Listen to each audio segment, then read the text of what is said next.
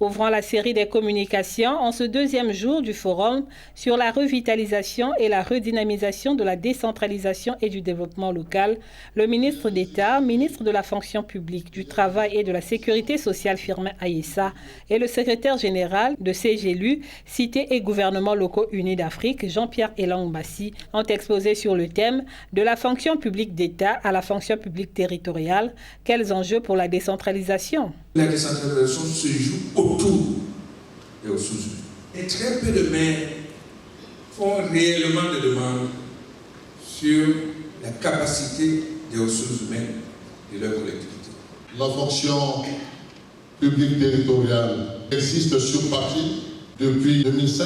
Le grand défi, c'est justement de rendre cette fonction publique effective sur le terrain.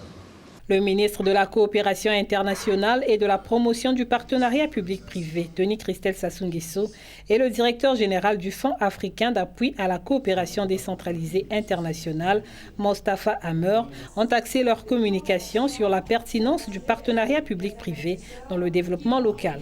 Une décentralisation qui ne compte que sur les transferts des ressources de l'État ne peut exister avec efficacité.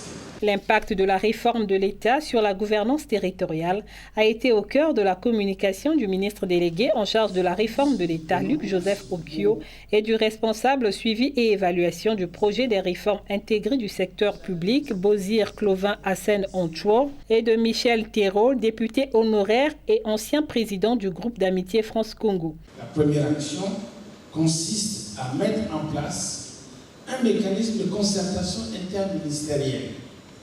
Ministère des Finances, ministère de la décentralisation et ministère concerné, pour rendre effectif le transfert des compétences et des ressources. En France, plus des deux tiers aujourd'hui des investissements sont réalisés par les collectivités territoriales, l'État ne s'occupant que d'une part qui devient de plus en plus résiduelle.